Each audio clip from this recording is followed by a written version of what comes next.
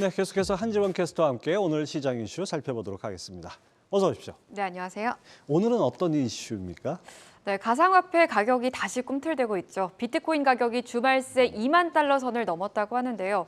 과연 이게 찐 반등인 건지 아니면 일시적인 상승인 건지에 대해서 시장에서는 정말 많은 평가들이 나오고 있거든요. 현재 비트코인과 관련한 이슈들은 어떤 게 있고 또 시장에서 최근 상승 랠리에 대해서 어떻게 평가하고 있는지 살펴보도록 하겠습니다. 네, 한동안 잊고 있었던 가상자산이 다시 질주를 한다니까 좀 눈길이 가는데요. 특히 지난주 CPI가 발표된 날 미국에서 가상자산이 급등했다고 하는데 흐름이 어땠습니까? 네, 미국의 인플레이션 상승률이 둔화한 것으로 나타나자 위험 자산으로 분류되는 가상자산 시장도 일제히 상승을 했습니다.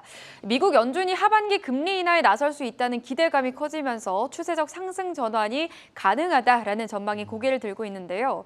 지난해 12월 미국 CPI 지수가 전월 대비 6.5%의 상승에 그치며 컨센서스에 부합하자 이날 비트코인은 장중 19,000달러를 넘겼습니다. 지난해 11월 암호화폐 거래소 FTX 붕괴 이후 2달여 만에 최고가를 경신을 한 건데요. 이 상승세는 계속 이어지면서 주말 새 2만 달러 선도 돌파를 했습니다. 일주일 전과 비교했을 때 22% 이상 상승한 건데요. 이 비트코인뿐만 아니라 가상자산 시장 전반이 상승했습니다. 전체 가상자산 시장 시가총액은 9,730억 달러를 기록해 일주일 전인 8,240억 달러와 비교해 18%가량 규모가 커졌습니다. 이렇게 당분간 비트코인 가격 강세가 지속될 것으로 전망이 나오는 가운데 관련주들도 상승세를 이어갈지 주목이 되고 있는데요. 실제로 지난해 비덴트는 87.15% 급락했고 다른 관련주들의 주가 역시 반토막 났습니다. 반면에 올해 들어서 비덴트의 주가는 47.1%나 급등을 했는데요. 이 비덴트는 암호화폐 거래소 빗썸의 최대 주주인 빗썸 홀딩스의 지분을 보유하고 있어 이 대표적인 암호화폐 관련주로 꼽히고 있죠. 이외에도 위지트라든지 우리기술투자 모두 두 자릿수 상승률을 보였고요. 다날 역시 8.2%의 상승률을 보였습니다. 네, 일주일 새 22% 올랐으면 상당히 눈길을 끄는데요. 이번 비트코인 반등을 두고 여러 가지 설이 분분한 것 같은데요. 시장에서는 어떻게 분석하고 있습니까? 네, 대표적인 비트코인 강세론자죠. 팀 드레이퍼는 최근 현재 가상자산 시장이 바닥에 도달했다면서 이 비트코인 가격이 25만 달러까지 오를 가능성을 제시를 했습니다. 침체한 가격과 거래량 감소에도 불구하고 2024년으로 가까워진 비트코인의 반감기가 긍정적인 영향을 미칠 것이라고 말했습니다. 비트코인은 4년마다 블록 채굴 보상이 절반으로 줄어드는 반감기를 거치는데 일각에서는 반감기에 비트코인 공급이 줄어들기 때문에 가격이 오를 수 있다라고 분석하고 있고요. 다만 비트코인이 개당 5,000달러까지 폭락할 것이란 비관적 전망도 나오고 있습니다. 영국 스탠다드 차타트의 에릭 로버트스는 가상자산에 대한 투자자 신뢰가 무너지고 파산이 더 심해지고 있다라며 비트코인이 5,000달러까지 하락할 수 있다라고 경고한 바 있습니다.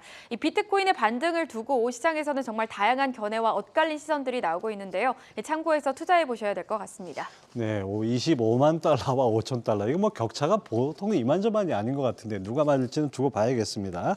네, 이번 반등을 두고 증권가에서도 정말 상승가도록 올라탄 것인지 궁금해하는 분들이 많을 것 같은데요. 장기적으로 보면 좀 오를 것이다라는 전망도 나오고 있어요. 어떻습니까? 네, 맞습니다. 2023년 기대 가능한 요인으로는 이제 정부라든지 기업의 비트코인 도입 혹은 유기적인 사용자 수 증가로 판단하고 있는데요. 2017년, 2021년 가격 고점 때보다는 일일 활성 주소가 감소했지만 해당 지표는 하단을 높여가고 있습니다.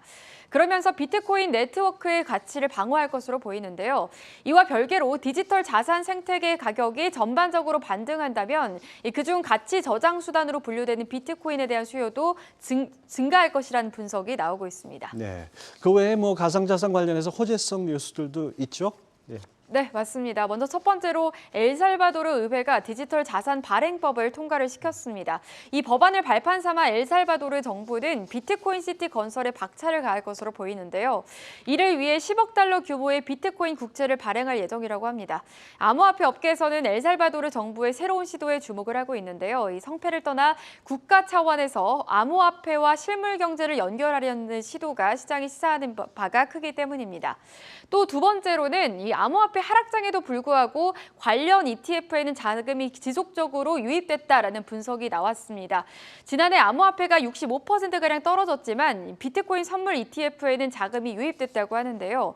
투자자들은 지난해 11월까지 미국 비트코인 선물 ETF 상품 6개에 2억 4,100만 달러를 투자했고 이 중 1억 9,800만 달러는 지난해 6월 이후 투자가 됐습니다. 즉 테라, 루나 폭락 사태가 터진 지난해 5월 이후에도 비트코인 선물 ETF로 자금이 몰린 겁니다. 이러한 시장의 니즈를 파악한 듯 국내 금융사들도 발빠르게 움직이고 있는데요. 삼성 자산운용은 삼성 비트코인 선물 액티브 ETF를 홍콩 주식시장에 상장한다고 밝힌 바 있습니다. 네, 마지막으로 살펴볼 부분은 바이낸스 CEO가 올해 바이낸스 직원을 15%에서 30% 증가할 계획이라고도 밝혔죠.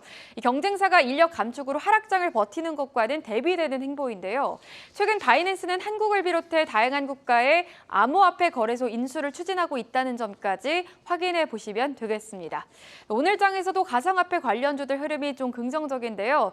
자세하게 살펴보시면 우리기술투자 11% 넘게 두 자릿수 급등세 이어지고 있고요. 하나투자증권이 5%대 강세를 나타내고 있습니다. 네, 한정우 캐스터 잘 들었습니다.